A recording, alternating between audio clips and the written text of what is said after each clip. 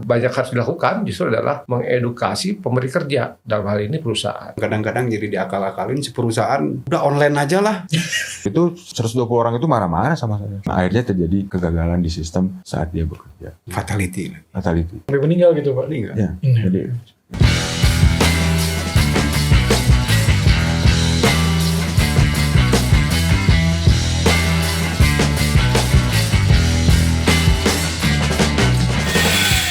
Halo, Assalamualaikum rekan kerja. Ketemu lagi di Working Talks.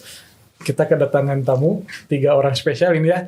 3 orang spesial, Pak Ali, Pak Yanto, dan Pak Boni. Nah, Pak Ali dan Pak Yanto ini perwakilan dari Skygers, di mana Skygers itu adalah PJK3 ya, PJK3 atau lembaga yang memfasilitasi untuk training atau pembinaan keselamatan kerja ketinggian. Oh iya. Kalau ARA itu berarti posisinya gimana Pak? Ya, asosiasi aja. Asosiasi pekerja dan asosiasi praktisi semuanya. Nah, jadi kita kedatangan dari Skygers dan Arai yang sangat berkaitan sekali dengan pekerja di ketinggian. Nah, selamat datang Paknya. Pak, sebenarnya saya tuh bingung. Jadi sebenarnya yang masuk ke pekerja ketinggian tuh profesi apa aja sih sebenarnya? Kalau saya mikir tuh ketinggian, kan semuanya juga kerja ketinggian, tapi saya tuh bingung. Yang di ketinggian tuh masuknya profesi apa aja sih Pak sebenarnya? kalau yang pernah saya latih mah banyak sekali ya. Jadi ada yang teknisi untuk pekerjaan telekomunikasi, pekerja konstruksi, Cleaning, ya pekerja di oil and gas ya, terus pekerja tambang, terus pekerja-pekerja yang di pabrik makanan juga ada. Pabrik makanan. Iya, pabrik makanan itu karena ada mungkin mereka bekerja di satu titik yang ada bahaya jatuhnya. Nah, ketika ada posisi pekerjaan ada bahaya jatuh, si perusahaan tersebut harus mengikuti aturan dari Kementerian Ketenagakerjaan bahwa semua tenaga kerja yang ada bahaya jatuh harus memiliki kompetensi untuk melindungi bahaya jatuhnya. Ya, kita dari Skygers nah itu menginformasikan seperti apa sih bahaya jatuh itu, terus bagaimana cara melindunginya gitu ya, terus perangkat apa aja yang harus digunakan, terus sikap-sikap apa aja yang harus dilakukan di tempat kerja.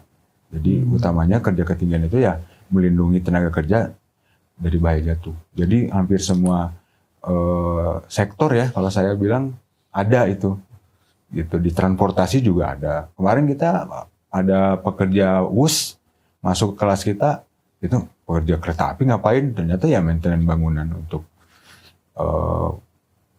jaringan elektrikal. Jaringan kereta api. Jadi semua sektor saya rasa ada pekerjaan yang ada unsur bahaya jatuhnya. Intinya semua sektor itu sebenarnya ada pekerja yang bekerja di ketinggian ya. Betul. Saya dulu mikir tuh orang-orang yang nanti naik sutet kumpul sih Pak. Kan sebagai seorang awam ya, orang awam itu ketinggian, sutet tunggul gitu maksudnya itu. Ternyata semua sektor banyak. Nah, sebenarnya untuk persyaratan kerja di ketinggian tuh apa aja sih Pak sebenarnya? Tidak ada persyaratan khusus ya sebetulnya. Kalau dari kita sebagai penyelenggara mah yang utama adalah dia sehat secara fisik ya, tidak ada keterbatasan. Itu usia juga tidak dibatasin ya. Dari mulai lulusan SD ya, kan lulusan SD berarti kan SD, SMP, SMA itu bisa masuk gitu, seperti itu. Jadi usia kerja aja lah, dari mulai usia kerja sama usia yang pensiun mungkin ya kalau udah pensiun, tapi usia kerja produktif mulai dari usia kita pernah usia kerja di 16 tahun juga ada yang masuk kelas kita. Gitu. Jadi tidak ya pembatasannya mulai. Tapi sebelumnya harus ada sertifikasi apa sih? Dia tuh punya sertifikat pekerjaan basicnya dulu nggak sih Pak? Enggak. Jadi yang mendaftar itu kan ada persyaratan administrasi ya. Nah, persyaratan administrasi itu tadi bicaranya masalah ada ijazahnya nggak? Atau cuma bisa baca tulis aja? Bisa ada kemungkinan karena di beberapa tempat itu saya pernah dapat peserta Purwakarta. Dari Purwakarta itu kan dekat dengan Jakarta, Bandung gitu. Ternyata umur kerja itu mereka sampai sekarang nggak bisa baca tulis. Jadi ada kejadian seperti itu dan itu banyak gitu ya. Itu banyak. Jadi yang kerja-kerja ketinggian di konstruksi, sektor konstruksi itu banyak yang tidak memiliki kompetensi untuk membaca tulis aja. Jadi kalau ada nomor teleponnya, kalau lihat duit dia langsung hijau lah gitu ya, tahu dia. Dan menambahkan baca tulis nggak? Menambahkan aja, itu ada yang untuk orang yang sudah bekerja, ada yang orang belum bekerja nih. Oh ini tertarik nih, ada pekerjaan, ada ketinggian, nah baru dia ikut. Seperti itu. Atau ada tawaran tiba-tiba lagi nganggur, kamu mau kerja nggak? Mau kerja, tapi ini kerjanya bahaya jatuh nih. Kamu harus training. Ada juga yang seperti itu. Oh, jadi kayak misalnya saya tuh pekerja elektrikal ya. Pekerja elektrikal. Terus pas mau ada proyekan di ketinggian, barulah ngambil kayak gitu ya. Ya, banyak seperti itu. Itu berarti maksudnya tuh, tapi kan sebelumnya teh pernah ada tuh Pak kerja tapi nggak punya sertifikat, itu ketahuan. Ya ada. Pemalsuan juga ada. Pemalsuan. Ya, jadi ikut proyek menggunakan sertifikat yang punya temennya, ganti nama, itu juga sering ditemukan di lapangan. Gitu. Pemalsuan sertifikat kayak gitu ya. Aduh, kita ngomong-ngomong sertifikat palsu itu pada bahaya sekarang. Warna dikat. Ya, kita pernah dapat informasi-informasi seperti itu. Gitu. Jadi ya ada temennya yang udah punya sertifikat, ataupun kadang-kadang sertifikatnya udah bukan sertifikat, lisensi ya, kan ada dua nih. Ada yang namanya sertifikat itu setelah mengikuti pelatihan, lisensi itu adalah izin kerjanya. Itu juga banyak penyalahgunaan di situ. Gitu. Seperti itu. Tapi biasanya yang kayak gitu tuh Pak suka detek di apakah orang yang kerja di ketinggian punya sertifikat itu tuh bakal terdaftar di ARAI itu apa sih? Iya. Ya sebenarnya seyogianya ya. Jadi bahwa sebenarnya kan ARAI ini sifatnya voluntary ya. Jadi untuk tergabung di asosiasi ARAI Indonesia ini sukarela ya. Sebenarnya once pada saat setiap pekerja itu punya kompetensi dalam hal ini dilatih dan sebagainya, mereka mungkin diberi kesempatan untuk apakah tergabung atau tidak ya. Tapi juga nggak ada masalah juga sih ya. Toh fungsi ARAI ini bukan hanya sebagai semacam community yang memang bertujuan advokasi saja, kan nggak juga gitu.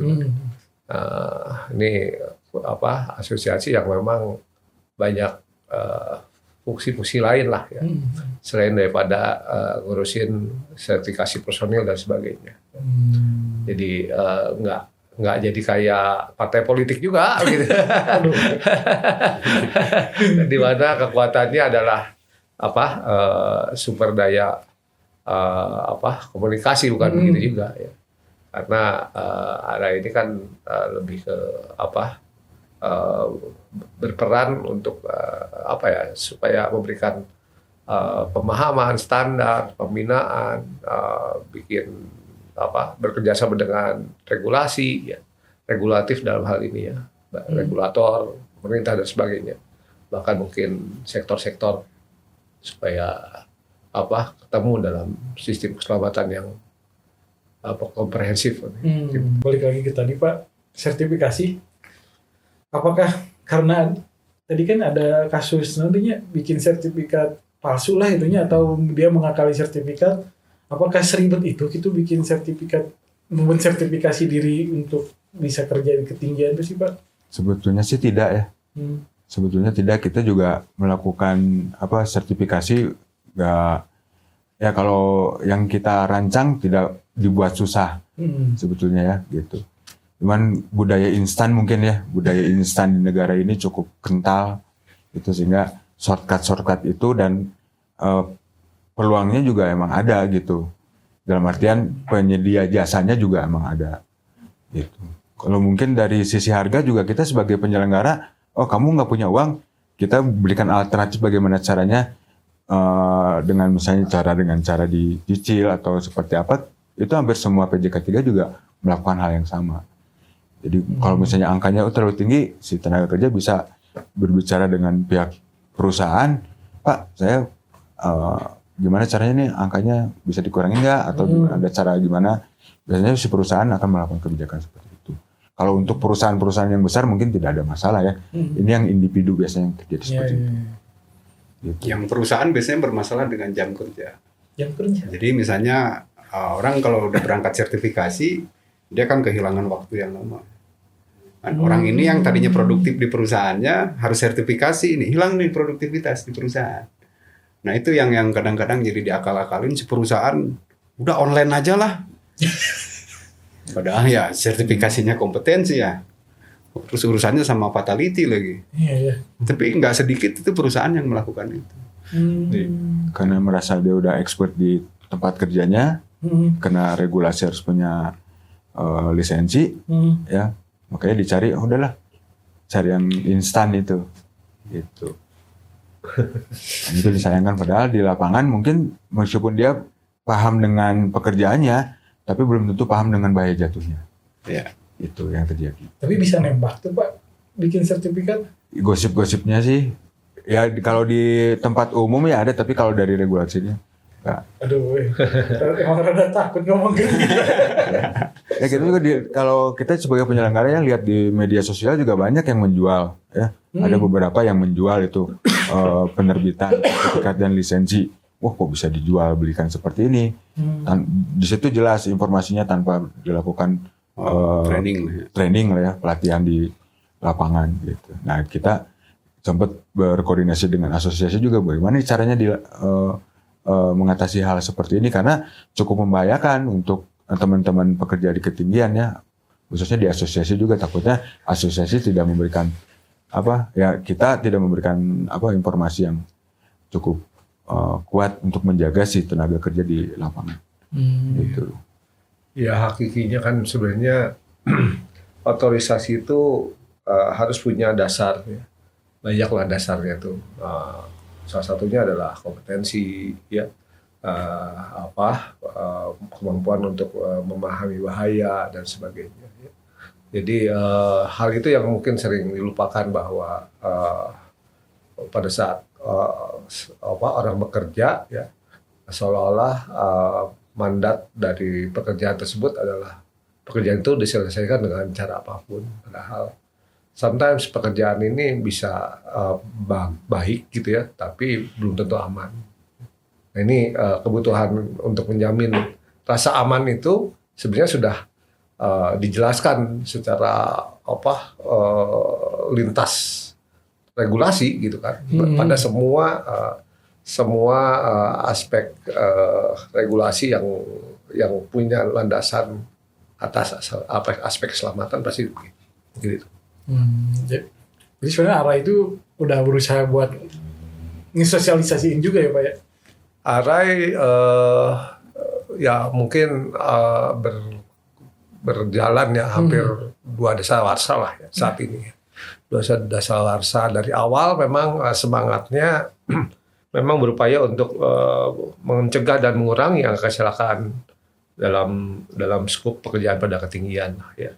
Apapun jenisnya ya. Karena kan banyak nih teknik, cara, metode yang dijalankan dalam bekerja pada ketinggian tersebut ya. Nah, ini PR sebenarnya yang coba diambil sebagai peran ARAI ya untuk memberikan semacam ide sumbangsi lah ya buat kita semua di Republik ini gitu ya. Nah, walaupun mungkin kalau kita lihat ada yang sometimes ada yang sukses, ada yang enggak gitu kan.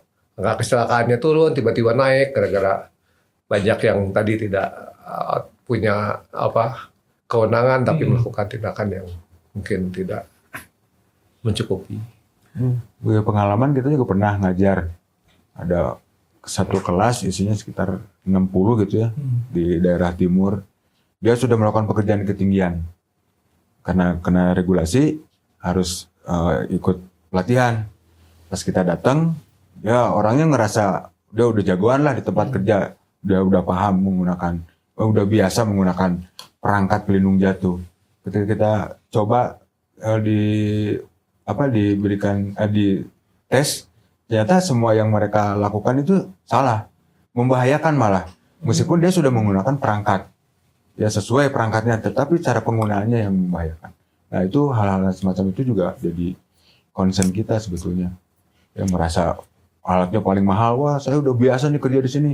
Coba kamu pasang ini, wah ternyata salah, oh ini membahayakan ini. Gitu. Jadi pengetahuan-pengetahuan itu juga penting sebetulnya buat teman-teman pekerja di ketinggian, meskipun dia punya pengalaman kerja di luar negeri di mana-mana, tapi ketika kita coba touch, ya, wah banyak misinformasi. Jadi keberadaan pelatihan dan asosiasi itu sebetulnya cukup penting gitu ya untuk bisa membantu. Tadi Pak Boni bilang sumbangsi ke negara. Gitu. Seperti itu. Jadi sebenarnya fakta lapangan itu sertifikat orang yang berpengalaman lama itu belum tentu sebenarnya benar secara aturan dan teorinya, Pak ya. Ya. Mau dia sekolah di luar, mau di mana? Kan jeleknya, kurang tepat itu kadang-kadang nggak hanya di Indonesia, mungkin negara lain. Cuman kebetulan saya tinggal di Indonesia, ya tahunya Indonesia gitu. Jadi orang bekerja di perusahaan mengikuti regulasi bahwa semua pekerja di ketinggian misalnya harus punya sertifikat, harus punya peralatan, itu yang disediakan oleh perusahaan. Tapi nggak sesuai. Jadi banyak karena ini persyaratan regulasi harus ada peralatan, dibeliin peralatan, tapi nggak jelas nih peralatannya untuk apa misalnya, atau cara makainya nggak bener lah gitu, nggak paham. Sementara ini dikasihkan kepada orang yang bekerja di ketinggian, nggak tahu tuh cara makainya juga. Kira-kira ya nggak nyambung antara regulasi sama kompetensi di situ. Yang terjadi banyak itu di kita seperti itu. Aturannya harus safety, kemudian perusahaan memenuhi, personalnya, SDM-nya nggak memiliki pengetahuan tentang penggunaan alat. Ya, dampaknya ya kecelakaan juga. Jadi pakai harness ya tetap celaka. Karena nggak memiliki pengetahuan tentang penggunaan harness itu sendiri. Itu banyak sekali. Di semua sektor tuh kayaknya banyak. Yang paling aneh Pak, kejadian apa sih? Misalnya lu kerja udah sertifikasi ini, udah pengalaman lama, kejadian nanti nyeleneh itu aneh apa sih? Itu Pak. Ya kalau kasus bukan kasus sebenarnya, sepengetahuan saya selama mengajar di Skyger, ya itu ada informasi yang masuk, siswa kita itu melakukan kelalaian. Karena mungkin hal yang mereka udah lakukan berulang-ulang sehingga menjadi menganggap sebuah bahaya itu menjadi kecil. Udah biasa, nggak apa-apa gitu. Padahal bahayanya tetap sama. Gitu. Contoh waktu itu kita dapat laporan ada bekas siswa kita, padahal dari ranking dia terbaik. Dari ranking terbaik. Tapi mendapatkan perintah pekerjaan yang seharusnya dia sudah selesai jam kerjanya, dia mendapatkan perintah yang harusnya dia tolak karena sudah selesai. Alasannya kagok. Karena pekerjaannya mungkin sedikit, sudah bukan pekerjaan besar, ya, sedikit. Sehingga faktor-faktor yang harusnya dipenuhin itu tidak terpenuhin, yang akhirnya terjadi kegagalan di sistem saat dia bekerja. Gitu. Fatality. Itu sampai meninggal gitu Pak. Ya, jadi hal-hal yang udah dianggap gampang lah ya. Nah itu salah satu faktor yang bisa memicu kecelakaan. Kalau yang sulit mungkin jadi prepare-nya gila-gilaan kan ya. Wah yuk pekerjaan susah, pekerjaan rumit. Dia mungkin cari informasi, cari data banyak-banyak gitu. Atau kalau dia udah nggak bisa, give up, minta tolong sama orang yang bisa. Gitu. Tapi karena mungkin pekerjaannya dianggap enteng, maka jadinya kelalaian. Banyak sih yang mungkin nggak salah mengartikan ya bahwa pekerjaan atau aktivitas ini sebenarnya beresiko tinggi. Ya. Jadi itu seolah-olah menjadi salah satu wajar bahwa ini pun juga akan dihargai tinggi, dibayar dengan payment juga yang baik. Gitu kan. Padahal kita semua lupa bahwa bahaya boleh tinggi, ya, bahaya boleh banyak, ya, tapi resikonya harus rendah, gitu kan.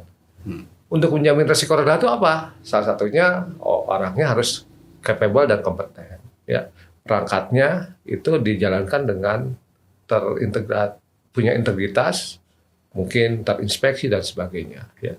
Nah, yang lain sisi tentu adalah bagaimana ngaturnya. Ya.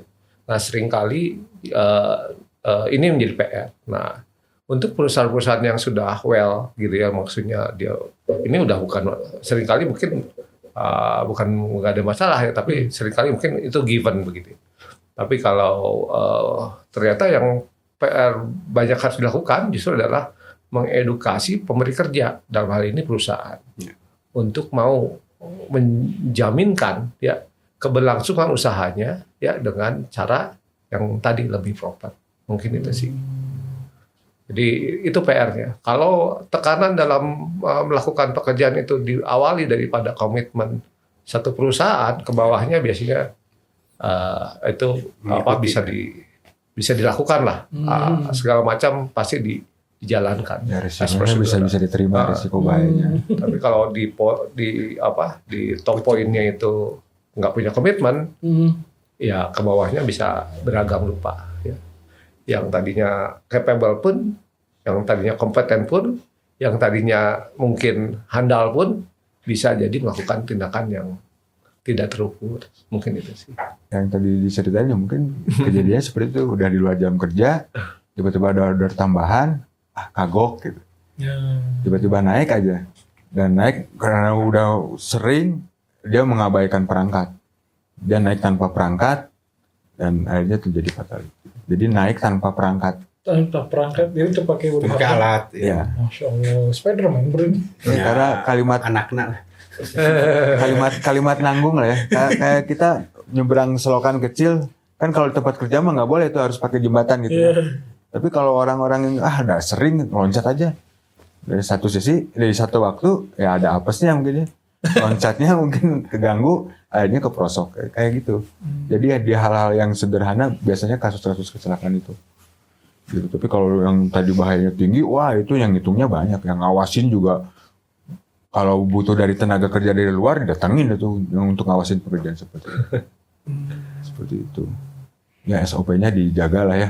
Tapi karena ada di beberapa titik ya tidak terjaga. Bener sih ya. Jadi semakin rumit itu justru semakin aware. Kita aware kan ya, semakin ngitung gitu ya. Cuman kalau semakin simpel, kita semakin lalai ya. Bener ya. Biasa kan kita ngambil panas harus pakai sarung tangan gitu ya. Gitu. Lama-lama kelamaan sekedeng iya lah. Gitu. Bentar ini aja, geser aja. Lepas sarung tangan akhirnya melepuh. Gitu.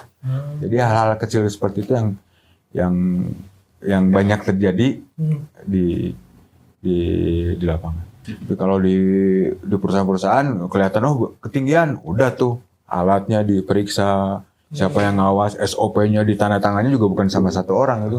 Saya pernah sampai 10 orang tuh yang nanda tangan dokumen kerja saya itu. Gitu. Tapi di beberapa titik ada yang tidak melaksanakan itu. Ya, di sektor-sektor informal lah biasanya ya. Gitu. Lihat yang bangun ruko kan, beberapa kasus di Bandung juga terjadi ya. Yang bangun ruko keprosok, ketusuk, fatality. Karena ya tidak menjalankan apa yang disebut dengan prosedur kerja aman tadi. Yang ada informasinya itu ada di regulasi, disampaikan melalui pelatihan. Jadi di pelatihan itu disampaikan bagaimana prosedur kerja aman ketinggian itu seperti apa. Sekarang kan Pak lagi ramenya orang-orang itu kerja di luar negeri gitu, apalagi ke Australia, ke Dubai misalnya itu. Nah, sedangkan kan orang yang kerja di Indonesia itu kan ada yang kerja di perusahaan internasional kayaknya, sehingga ke Freeport gitu. Nah, si sertifikat ini apakah bisa langsung dipakai di luar negeri atau enggak sih Pak? Ya, jadi sebenarnya kalau kita sempat melakukan beberapa kerjasama dengan beberapa negara tetangga, ya. Dan itu ya sometimes bisa dijadikan sebagai adjustment lah, justifikasi ya. Beberapa mungkin yang standarnya dipandang kelihatan lebih baik, mereka pun juga mengakui gitu kan. Kita memang kita nih unik gitu ya, karena karena kita datang dengan sistem regulasi yang terakhir ya, sehingga hampir kita mau merangkum semua aspek yang mungkin terkait dengan metode bekerja pada ketinggian secara utuh atau komprehensif gitu ya. Nah, tapi kalau kita lihat bahwa mungkin ada juga yang nggak bisa dengan serta-merta ya, misalkan diaplikasikan atau tidak mengakui dan sebagainya di beberapa negara, sehingga dibutuhkan satu value atau recognizing gitu ya atas cara ataupun juga metodenya, mungkin itu sih.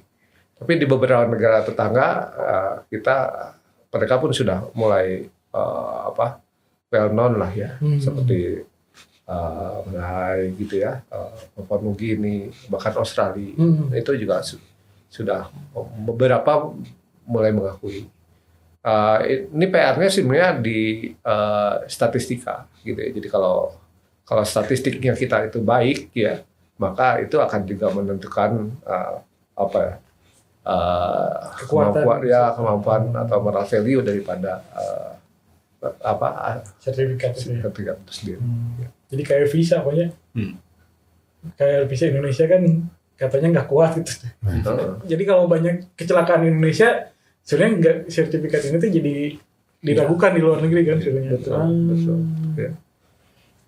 Memang idenya itu dari situ. Jadi kalau kita lihat bahwa ada benang merah antara tingkat kecelakaan dengan kemampuan dan profit itu sendiri kan, baik personil ataupun juga perusahaan ya, dimanapun. Misalnya kalau misalnya kan tadi si bekerja di ketinggian itu kayak nilai tambah, naikin bayaran tuh misalnya si welder gajinya jadi hitungannya per jam gitu tuh. Pekerja di ketinggian kayak gitu nggak sih Pak? Kalau dari laporan tenaga kerja yang training kita mah ada penyesuaian. Yang tergantung perusahaan. yang rekrut gitu. Bisa kerja di bawah dan kerja di ketinggian bisa suka ada penyesuaian.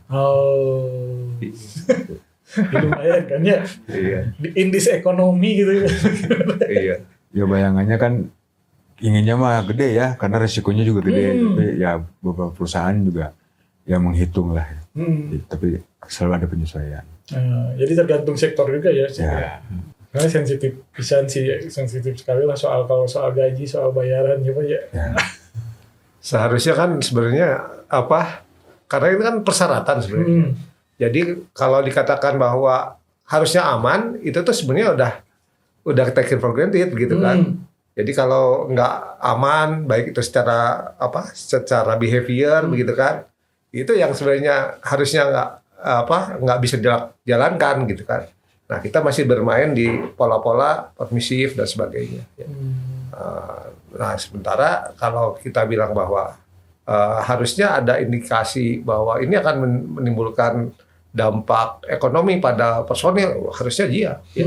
Karena kalau dikatakan bahwa siapa perusahaan yang nggak pingin proses kerjanya terjamin gitu kan. Kalau ada celaka satu fatalitas gitu misalnya suatu perusahaan bisa suatu ancaman kok ya. Sustainability terganggu ya.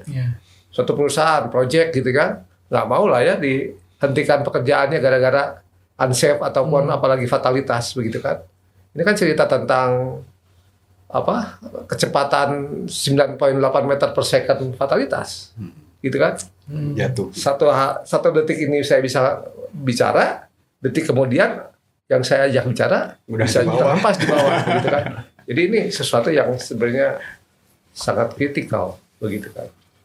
Nah, perusahaan yang modern pasti akan arguing bahwa harusnya identik gitu. Harusnya inline ya.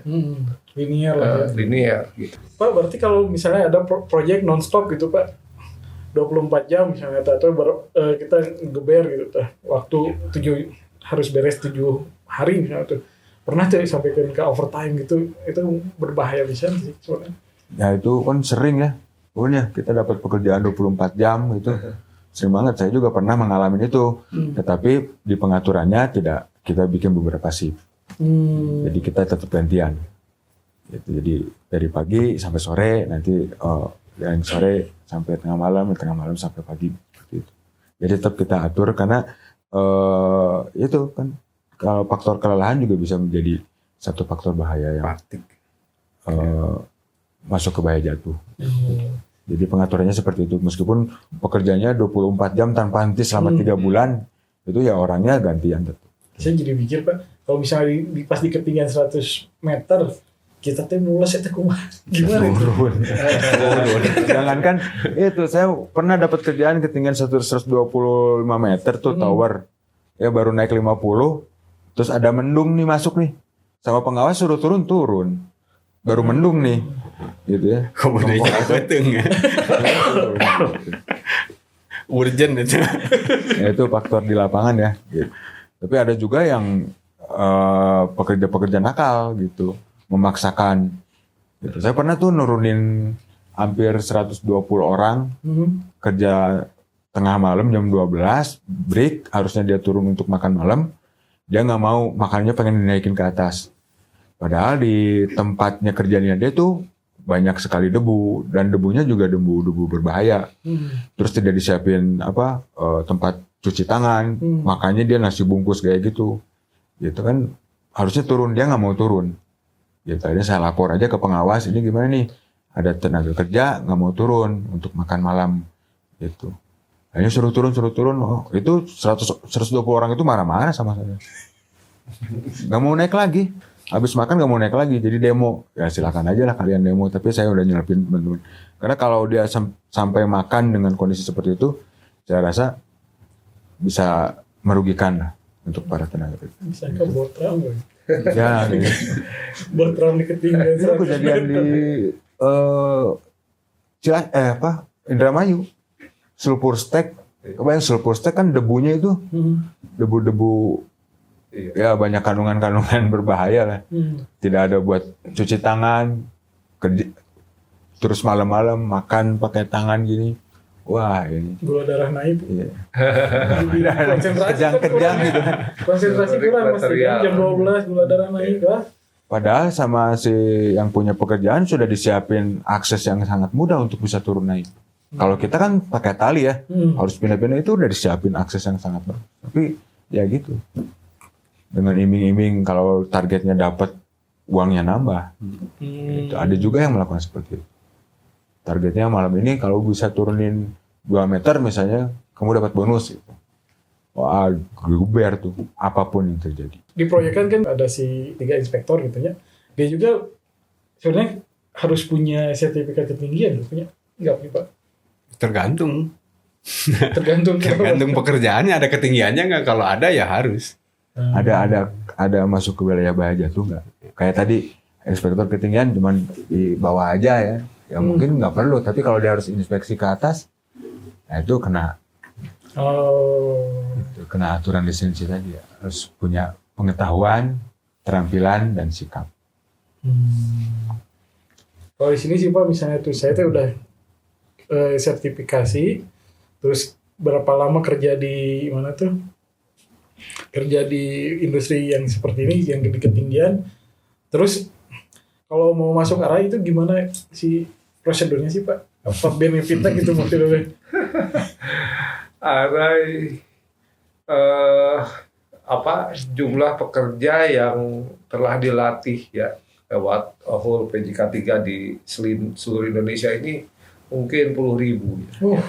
10.000 lah ya, bayangkan mungkin dalam 1 tahun Kaman bisa peaknya sampai 20-30.000 ya. Dan itu mungkin lebih banyak lagi sebenarnya. Dari ya kita sudah punya 2 dasawar saya kita selesaikan. Ya. Artinya tapi tidak semua toh yang ingin bergabung dan sebagainya atas dasar mungkin jadi nantinya banyak pekerjaan yang lebih begitu ya dan sebagainya untuk berasosiasi. Jadi intinya berasosiasi itu tentunya sudah tahu bahwa apa manfaatnya. Manfaatnya apa sih kira-kira? Sebenarnya manfaatnya yang sudah dirasakan sebenarnya. Apa? Ya dia bisa bekerja dengan tadi penuh dengan pengaturan. Ya. Itu manfaat awalnya. Ya karena kalau enggak maka sometimes kita nggak tahu apa yang dilakukan ya atau apa yang direncanakan setiap kali kita akan mau melakukan pekerjaan, kecuali perubahan-perubahan. Jadi itu manfaatnya. Kita nggak bisa jamin bahwa orang bergabung berasosiasi jadi selamat kan enggak juga gitu ya. Tapi dari dari kita memproduksi pedoman standar ya, dari mulai standar melatih standar bekerja kualifikasi kompetensi kan kita punya bagaimana kita mereview peralatan begitu kan, itu semua menjadi kajian-kajian yang sebenarnya dapat diterima ya, dengan tepat begitu kan, bukan atas dasar suatu common rumor dan sebagainya. Ya seringkali itu sekarang untuk bekerja bahkan untuk apapun aktivitas informasi bisa lihat dari manapun kan. Ya. Mau belajar terjun payung bisa dari YouTube kok. Ya, tinggal beli dan sebagainya. Pertanyaannya mau nggak gitu kan menerima suatu informasi yang sahih dan tepat begitu ya. Mungkin itu ya, karena masalahnya kadang di kita tuh ya emang gue masuk Arai dapat apa sih gitu ya. Kan dia mikirnya sangat dangkal sekali karena pengennya kalau gue masuk Arai dapat diskon dari engineer misalnya kan remeh gitu kan. Dia nggak mikir kalau dulu itu sebelum ada bekerja di ketinggian ya di Indonesia itu kan liar orang bekerja di ketinggian, nggak punya informasi yang tadi disebutkan Pak Boni gitu ya. Banyaklah informasi, kemudian pedoman pedoman ketika di lapangan. Jadi itu nggak dinilai buat orang-orang seperti ini. Gitu. Karena bayangannya kalau gue ikut sudah dapat apa? Nah ini yang terlalu dangkal cara berpikir. Padahal Arai sudah sangat banyak sampai Permenaker jadi gitu. Sampai SKKNI jadi sehingga semua dengan keberaturan itu value juga naik setidaknya. Ya, dia kompetensinya bertambah. Orang juga kalau ini jagoan nih pinter nih gitu ya. Nggak rugi dong perusahaan ngeluarin duit gitu. Tapi kalau berantakan kerjanya ya dan itu gak dinilai buat orang-orang ini. Jadi balik lagi lah ke pekerjaannya lah. Sebetulnya apa yang mesti gua dapat dari Arai ini pertanyaan yang sedikit terlalu cemen gitu lah. Terlalu cemen pertanyaan. Bisa teratur kerja di industri yang ketinggian itu sebenarnya mah itu berkat Arai. Berkat. Ya. Iya. Benar. Iya. Ya mungkin karena mereka sudah berinvestasi ya. Karena jadi berpikir seperti itu. Saya sudah berinvestasi. Tapi dengan adanya Arai sih selama saya gabung di kerja ketinggian banyak manfaatnya. Gitu. Ketika di lapangan tahu Arai, udah langsung bypass tuh. Gitu. Karena udah tahu Arai produknya seperti apa. Gitu, bukan produk individu gitu. Jadi produk yang emang diperhitungkan dan emang nilainya juga bagus sampai negara mau pakai. Ya, seperti pengajar-pengajar yang ada di Indonesia itu negara tuh maunya ya kalau bisa dulu maunya ya pengajar dari Arai. Malah yang lulusan Arai itu disebar di beberapa perusahaan PJK 3 untuk ngatur. Seperti itu. Dan itu kalau secara pribadi sih jadi value. Dulu tuh saya nggak ngerti, tiba-tiba ikut ke ketinggian, bantuin Pak Boni dan teman-teman ngaturin untuk kementerian, bikin regulasi segala macam. Tiba-tiba ada orang, nanti tuh kamu bakal jadi tenaga ahli. Nggak kebayang dulu tuh bahwa bakal jadi sebagai tenaga ahli. Dan setelah 10 tahun, saya dapat label sebagai tenaga di salah satu perusahaan yang dulu tuh nggak kebayang sama sekali. Hanya bantuin Pak Boni ngetikin, bikin regulasi, bikinin TOT, bikinin flyer. Ini ada alat, pelajarin bareng-bareng. dan sekarang dapat label sebagai tenaga ahli. Nggak kebayang dulu tuh. Itu berkat Arai seperti itu. Ya meskipun di situ ada kemauan Personal. saya gitu ya, tapi ada wadah yang cukup baik, saya gabung sehingga pengakuan itu bisa lebih cepat. Ya, kebayang Bu, dulu kita bermalam-malaman nggak inget siang malam nyusunin buat bikin sesuatu bantu negara gitu ya. Karena waktu itu Pak Boni bikin seminar, terus ngeluarin data. Ini bahaya jatuh terus harus gimana ini gitu. Bantuin dong. Yuk kita coba susunin. Kebetulan kita punya pengetahuan sedikit tentang bahaya jatuh di aktivitas sebelumnya yaitu panjat tebing gitu ya. Coba dibantu disusunin, terus disesuaikan dengan regulasi yang ada di luar, perangkat-perangkat yang di industrinya yang di luar udah cukup maju gitu ya. Kita ramu-ramu akhirnya jadi seperti itu. Jadi wadah yang cukup baik sebetulnya ya. Sampai sekarang pun saya rasa banyak perusahaan yang memang ngincer Arai punya produk apa lagi nih gitu. Yang saya rasa seperti itu. Ya. Cukup banyak lah produk-produknya Arai yang bisa kita manfaatkan gitu. Untuk menambah nilai secara pribadi. Kalau anak teknik, saya kuliah anak teknik terus masuk pencinta alam, kayaknya shortcutnya masuk ke industri kayak gitu ya. Shortcut. Lebih mudah sebenarnya. Bukan shortcut tapi lebih mudah untuk memahami gitu ya. Dibanding yang memang nol dari awal. Oh, Lebih cepat aja. lebih cepatnya. Ya, dulu tuh saya pribadi gitu ya, nongkrong di tebing, menahan lapar, bersusah-susah gitu ya.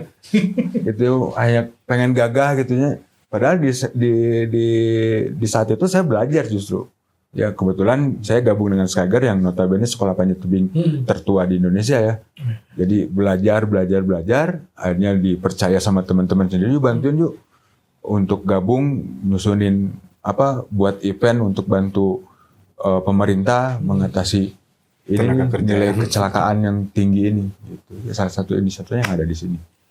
Ya, saya sangat berterima kasih sekali ya waktu itu dipercaya, meskipun ya pekerjaannya mungkin ya seperti tadi diceritain hanya ngetikin gitu ya, nyariin data.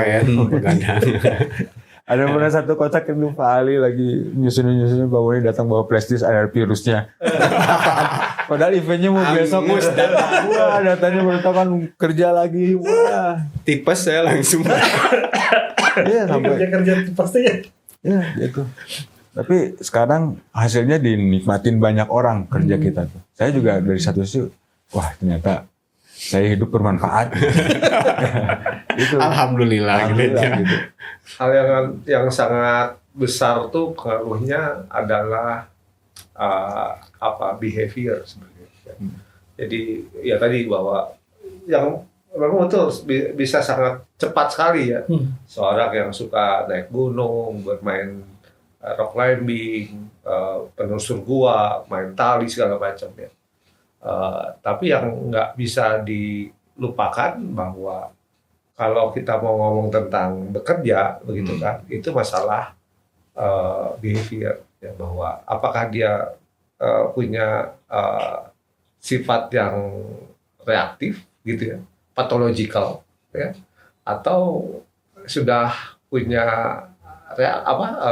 sifat yang generatif gitu kan, mau gitu ya untuk berkontribusi lebih selamat dan sebagainya ya. Supaya tidak bertualang di tempat kerja. Bertualang ya kan. Adaptasinya kayak gitu. Banyak ya. Berpuluh-puluh tahun kerja begini masih bertualang juga di tempat kerja. Petualangan bolehlah ya. Di tebing mana begitu kan.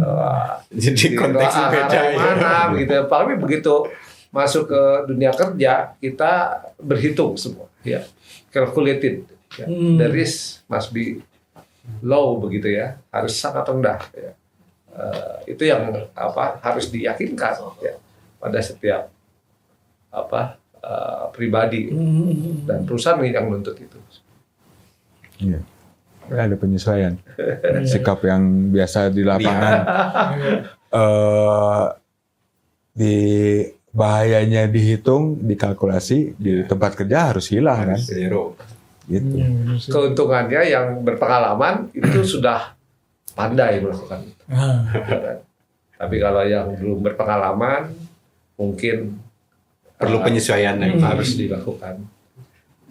Ya, keuntungannya itulah buat yang sudah punya asam garam, dia pandai untuk melihat mana yang berisiko, mana yang tidak. Seperti yang saya rasain dulu manjat nggak mau pakai helm, wah tegaya pakai kepala aja. Gerak heroik. Terus masuk ke tempat kerja manjat-manjat harus pakai helm. Nah sekarang saya ke tebing jadi pakai helm. Oh, Gitu. benar ya. Seperti itu. Jadi saya berbanding terbalik orang yang suka manjat tebing Ya. sama orang yang kerja di ketinggian. Orang yang manjat tebing kan menantang bahaya. Ya. Iya. Tapi orang yang kerja di ketinggian sebenarnya menghindari bahaya. Ya, petualangan resiko dicari. Makin berdarah makin heroik. Jadi terus kerja nggak bisa. Harus dihilangkan kalkulasi dan hilangkan itu. Harus jadi bunglon lah gitu. Kapan saya jadi petualang, kapan saya jadi pekerja. Nah Pak, saya ada pertanyaan di ini politik ya. Jadi kalau kita ketinggian di 100 meter misalnya tuh, si tali pengaman tuh harus berapa meter sih Pak? Jadi ya, kalaupun ada jatuh atau resiko itu teh harus maksimal jatuhnya tuh berapa meter sih dari atas, nanti dari tempat kita kerja sampai ke bawah itu gitu, Pak? Iya. Ulah nepi. Jadi nggak ada, mungkin kita jatuh tergantung menganggapnya masih selamat itu nggak juga. Jadi ada kalkulasi hitung-hitungan ketika kita bekerja, pakai metode kerjanya apa? Pakai apa? Kalau di asosiasi itu ada namanya structure access, ada rope access. Nah, metode kerjanya apa nih yang paling aman di situ? Jadi bukan hitung-hitungan jatuhnya berapa. Karena kalau hitung-hitungan dia masih jatuhnya 100 misalnya, jatuhnya di 3 meter juga masih bisa jadi meninggal. Makanya kalau bicara selamat bukan hitung-hitungan jatuhnya berapa meter gitu. Iya. Karena ada sesuatu yang harus dinilai dulu, baik itu peralatannya, kemudian orangnya, SDM. Ya di pelajaran kita tuh ada yang namanya dampak jatuh ya. Nah itu ada dampaknya kecil, ada dampaknya sedang, ada dampaknya besar. Nah itu yang kita informasikan. Jadi jatuhnya 4 meter aja bisa dampaknya besar kalau penggunaan perangkatnya nggak pas. Ya, salah memposisikan alat gitu ya. Itu juga dampaknya besar. Pernah ada Pak yang fatality di bawah 10 meter gitu? Banyak. Oh jangan. Ada lah. Ngomong banyak mah. Tapi statistika lebih banyak dibanding yang terjun dari 100 meter gitu. Ya seperti gitu lah. tadi. Karena mungkin nganggapnya pendek gitu. Nggak serem. Jadi aspek keselamatannya kadang-kadang diabaikan. Jadi yang ketinggian itu nggak selalu emang tadi pakai talinya, pakai scaffolding, Ya itu juga. tangga. Misalnya tuh ngebangun apartemen 20 lantai kan itu ketinggian ya. Ya. Itu pun harus ada sertifikasi berarti. Iya, ulah 30 meter. 3 meter, 2 meter. Kalau di permen kan ada bahasanya itu selama apa dia pekerja, tenaga kerja, ada aktivitas pekerjaannya. Itu ada perbedaan. Bekerjanya di mana nih? Di perbedaan ada elevasi lah gitu, ketinggian. Nggak bicara 30 cm, 60 cm, nggak bicara itu. Ada potensi jatuh di situ, maka sudah masuk bekerja di ketinggian. Termasuk bikin sumur minus kan banyak. Oh iya, wow. Iya. Jadi memang apa yang harusnya tersedia itu adalah perlindungan gitu ya, perlindungan terhadap jatuh gitu ya. Nah, perlindungan jatuh itu banyak kan gitu ya. Ada yang dicegah, ada yang Ditahan, macam-macam, bahkan segala macam. Itu perangkat-perangkat yang dilakukan, komponen-komponennya. Sehingga baru bicara bahwa metode gimana nih. Ada yang metodenya, walaupun 100 meter, ya pekerjaan itu adalah pekerjaan menurun, begitu kan. Walaupun pekerjaannya itu cuma 10 meter, pekerjaan itu sifatnya menaik, gitu kan. Jadi, tapi intinya sistem perlindungan itu harus lengkap, begitu kan. Dari mulai sifatnya pencegahan, bahkan sampai bersiap kalau terjadi kondisi yang tidak diinginkan. Ya. Jadi seringkali kan, kita positive thinking gitu ya. selama ini aman saja dengan Pak Ali begitu kan. Jangan lupa bahwa selalu akan tersedia konsekuensi. Ya. Nggak perlu jatuh gitu kan, kecapean gitu kan. Iya. Maklum pekerjaannya udah sangat panjang gitu kan, kecapean. Ya. Jadi selalu harus ada sistem untuk ya kita kontingensi lah kalau kita bilang. Kesiapsiagaan tahap darurat. Siaga.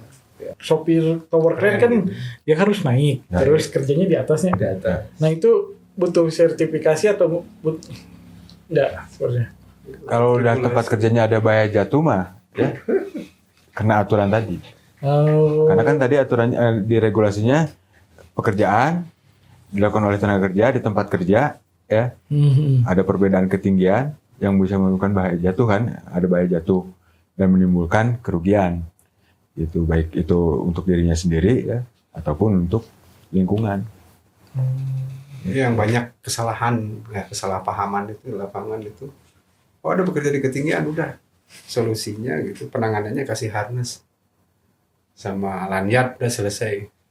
Itu perusahaan rata-rata begitu. Emangnya setelah dikasih harness, dikasih lanyard itu selamat, jatuh enggak juga. Gantung. Ya ngegantung aja bisa meninggal gitu kan. Nah itu banyak yang melakukan itu karena hanya pemenuhan regulasi. Itu yang buruk lah yang terjadi di kita. Udah beliin, oh ya persyaratan harness made in apa nggak jelas itu, nggak tanggung jawab. Ada, jadi harness aja kan ada banyak tipe ya. Ada untuk pencegahan, ada untuk penahan, ada hanya untuk suspended misalnya gitu ya. Nah ini salah pemilihan harness juga berdampak nanti kan terhadap tenaga kerja. Dia kerjanya di ketinggian akses tali misalnya, pakai tali, pakai harnessnya buat ruang terbatas. Oh, beda. Ya kesulitan lah pasti kerepotan. Ada kerjanya di platform banyak, oke cakep, tapi nggak tahu ilmunya ya nggak berdampak juga. Karena saking banyak nyantolnya di mana aja. Dianggapnya semua aman gitu. Karena tidak ada pengetahuannya. Yang penting rib-rib lah nya. Yang penting nyangket gitu.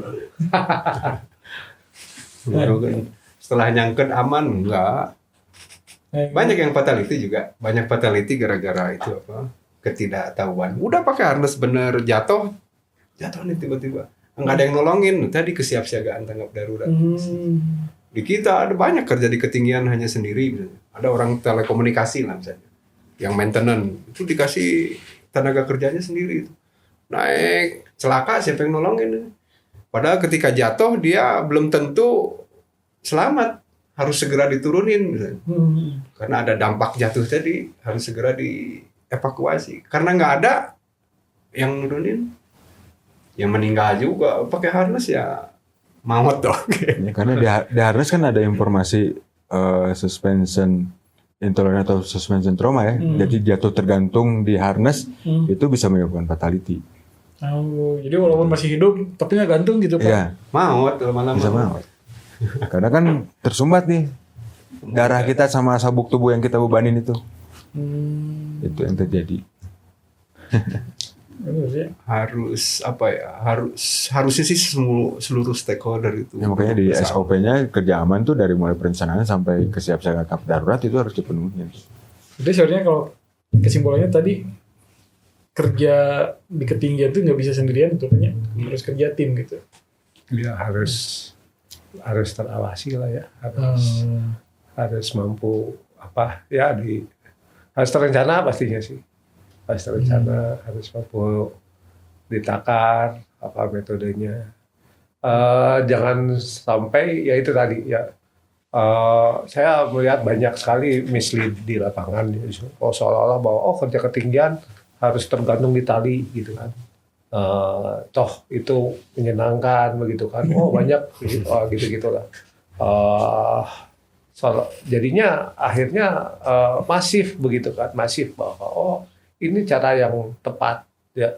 Padahal kita akan kenal dengan berbagai macam hierarki kontrol sebenarnya, supaya kita nggak masuk ke jenjang yang lebih tinggi risikonya, yang butuh otorisasi yang lebih luas lagi atau kemampuan requirement kemampuan pekerja yang lebih butuh banyak lagi persyaratan begitu kan. Ini sering dilupakan. Ya, ya itu tadi. Jadi memang banyak sisi lah ya, penguatan yang harus dilakukan. Ya. Dan kuncinya sebenarnya betul bukan hanya regulasi compliance, tapi komitmen lah ya dari setiap perusahaan mau bagaimana mereka berusaha begitu kan. Kalau mau aman ya kecelakaan kan belum tentu terjadi. Ya.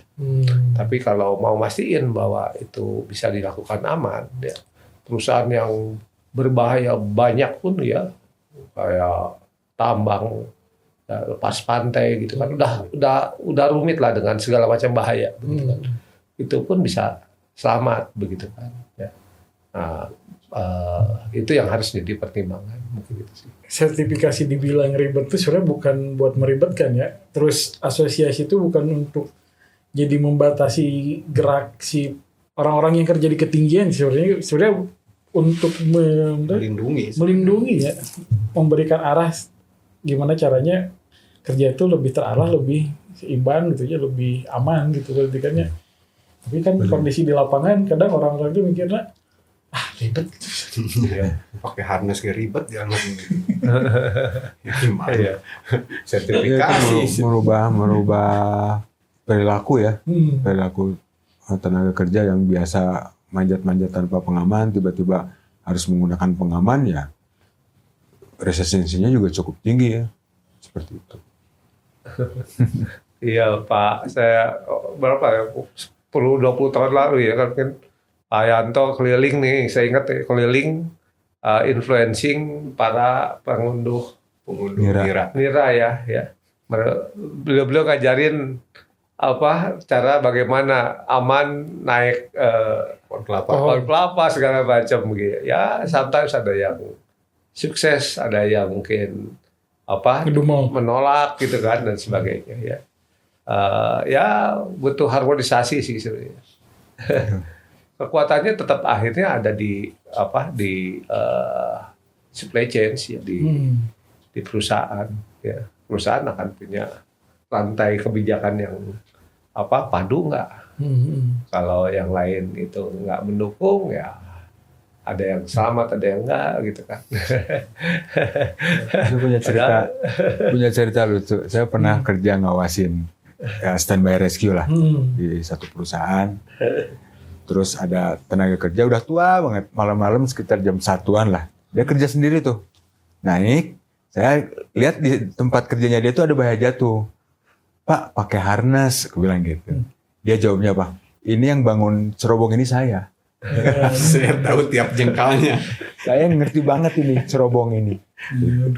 Tiba-tiba ada saya di situ ngelarang-larang dia masuk ke wilayah bahaya. Aku bilang, ini agak susah nih.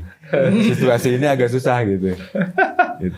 Akhirnya ya udah Pak, hati-hati saja. Saya temenin. Gitu. Jadi kalau ada apa-apa saya siap untuk nolongin Bapak itu. Iya. Itu kocak sekali itu. Tapi alhamdulillah aman gitu. Alhamdulillahnya aman. Dia udah ngerti harus megang apa, nginjak apa, udah paham banget lah dia. Gitu. Itu bangun cerobong tua itu di Pelaju tuh. Gila, cerobong tuh yang kerja udah tua banget itu. Aduh, ampun. Ini saya yang bikin ini deh. Saya yang pasang ini. Jadi jangan ngajar-ngajarin. Tapi saya kejadian juga di situ. Sama. Dia lama di situ. Udah nggak mau ya. Dia tetap nggak mau. Akhirnya kerja jatuh. Tuh cek aing oke. Jatuh asli. Jadi aduh, bejan. Ya ditolongin ya dampaknya besoknya. Untungnya nggak sampai cedera berat. Ya besoknya kerja lagi mulai tertib. Tetap untung. Tetap untung. Walaupun dagang kaos. Karaos. Ya kayak gitu. Cukup seru sih perjalanannya ya. Kita dari sisi pengajar juga di perusahaan training ya. Gitu. Ketemu banyak orang yang emang udah jagoan banget lah di pekerjaannya gitu. Ketika ketemu regulasi ini juga ya seperti tadi ada yang resistensi, naonan sih pikiran gitu. Tanpa ini juga saya udah bisa kerja gitu. Tapi untuk misalnya Pak, kalau ada kecelakaan kerja, terus orang itu sudah tersertifikasi gitu Pak, ada investigasi nggak sih salahnya itu di mana, atau langsung disalahkan si pemberi sertifikat atau kayak gimana? Sepengetahuan saya ya itu ada investigasi. Biasanya kalau terlaporkan ya, ada kejadian terlaporkan. Ya terlaporkan, maka diinvestigasi itu, diruntut supaya tidak terjadi lagi di kemudian hari. Biasanya ada proses itu. Dan biasanya ketemu tuh di mana titiknya. Ya, sekarang juga banyak sekali metode-metode investigasi ya. Seperti Arai punya investigasi ya, insiden investigasi kelas. Itu metodenya banyak sekali. Jadi bisa dengan mudah sih sebetulnya di tracing. Tapi balik lagi ada juga pekerjaan-pekerjaan yang tidak mengikuti aturan-aturan sehingga susah diinvestigasi. Ketika ini ada izin kerjanya nggak ada, siapa yang bertanggung jawab nggak tahu. Gitu. Nah itu yang buntu di situ. Tapi kalau di perusahaan-perusahaan yang established atau di tempat-tempat kerja yang dia concern terhadap tadi keselamatan, biasanya mudah di tracing. Namanya Gitu. Iya. Ya kasus kerja di gedung itu kan ya, gedung tinggi ada kecelakaan, ditanya siapa yang bertanggung jawab, nggak ada yang ngaku. Itu juga kesusahan itu akhirnya. Gimana bertanggung jawab mau ngaku? Karena saya kan udah bayar, kamu yang mau ngerjain udah bayar full gitu, ya tanggung sendiri akibatnya. Silisun. Padahal yang punya lokasi dia yang ngasih kerjaan. Saling cuci tangan yang ada kalau itu kecelakaan. Skenario 1000 macam lah skenario untuk bisa orang celaka. Gitu. Lucu kali-kali. Kali-kali lucu ya sebenarnya. Jadi orang untuk celaka itu kali-kali bisa dari mulai tadi tidak terawasi gitu ya. Tapi bisa saja kita akan mengalami suatu situasi, wah kok ada ya orang yang mau bekerja dengan metode yang nggak aman, begitu kan? Contohnya ya menggunakan peralatan yang nggak bisa dikatakan udah pasti nggak aman gitu. Nah itu bisa terjadi gitu kan. Jadi situasi pasca kecelakaan tuh orang kita bisa dapatkan banyak penyebab yang seringkali diawali dari suatu kejadian yang remeh lah, gitu ya, remeh. Kita pernah melakukan investigasi 3 kecelakaan beruntun. Itu bukan hal-hal yang luar biasa sebenarnya. Dari mulai tali yang tidak teridentifikasi, begitu kan. Kalau lihat profil, wah bagus lah gitu ya, ya kelihatannya ya. Tapi ternyata hiddennya itu yang kita bisa temui, wah ternyata sangat membongkar carut marut cara kerja begitu kan. Orang bisa begitu liar memperlakukan namanya bahaya begitu. Dan mostly sebenarnya pelaku bahaya itu adalah kita sendiri ya, orangnya, bukan salah alat, bukan salah yang nyuruh gitu kan ya. Tapi orang kitanya sendiri. Jadi itulah mungkin bagaimana kita justru PR kita adalah membangunkan kita semua. Kita yang udah berulang kali juga harus tetap kena influence gitu ya. Saya harus masih diingatkan oleh Mas Yanto begitu kan. Begitu juga sama. Gak ada yang jago di ketika. Karena potensi celaka mau dia udah berpuluh-puluh tahun dia kerja, sertifikatnya 5 rim gitu. 5 rim. Ya potensi celaka dia nggak aware. Karena kecelakaan kan tidak hanya disebabkan diri, mungkin di orang lain juga. Kita sebelah kita yang kerjanya membahayakan, dampaknya bisa ke. Jadi banyak sumber bahaya. Dari Pak Boni, ada nggak pesan-pesan atau tips dan trik nih buat orang-orang yang teman-teman rekan kerja Walking Talk yang suka kerja di ketinggian apa ya? Bekerja sama lah mungkin ya. Sebenarnya kalau para pihak mau kerjasama, dengan kerjasama kita mampu melihat ya berbagai sudut pandang.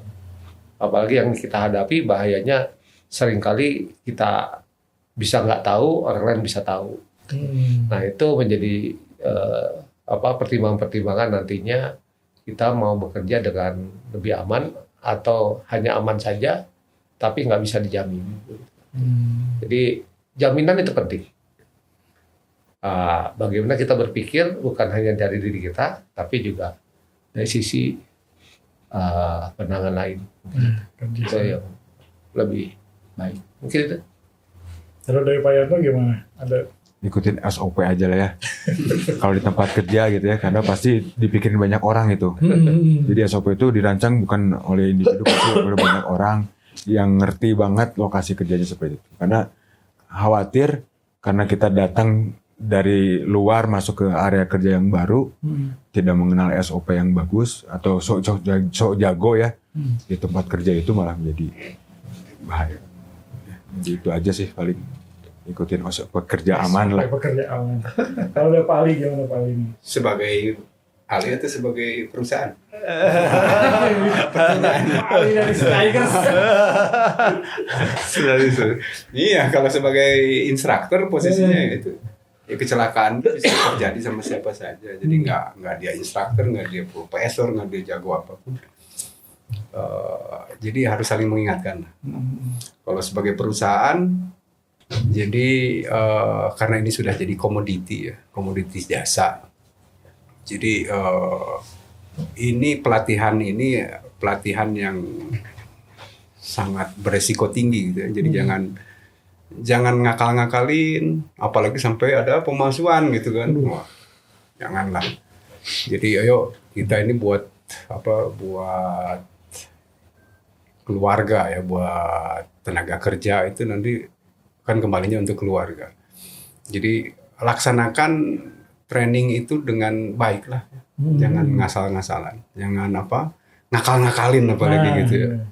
Bahwa pedoman-pedoman yang Arai buat itu juga sebetulnya untuk melindungi juga, melindungi baik itu perusahaannya maupun ke personal yang mengikuti trainingnya. Jadi itu untuk perusahaan, karena sangat banyak saya lihat perusahaan untuk menjalankan training yang sangat berisiko tinggi ini dengan asal-asalan. Nah untuk perusahaan juga sama. Ya, perusahaan yang beli nih ya, bukan perusahaan jasa kayak Skygers itu.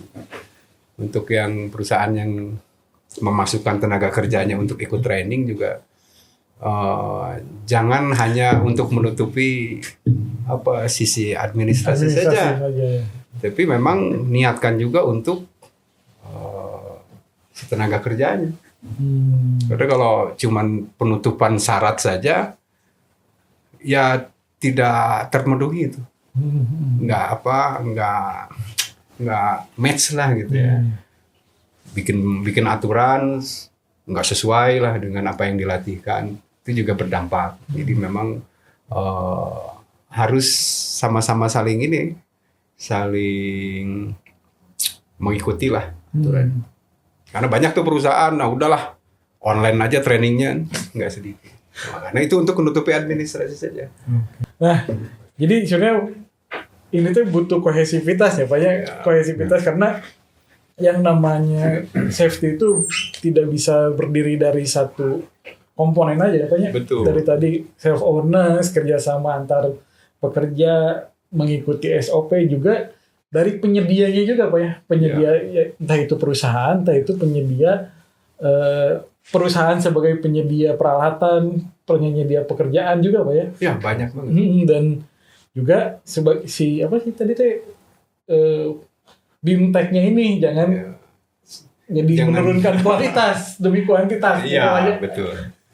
Nah, ini tuh sebenarnya jadi PR kita bersama Pak ya, sebenarnya. PR kita bersama bahwa safety itu mengenai kualitas bukan kuantitas gitu banyak, dan ini tuh jadi masalah utama kalau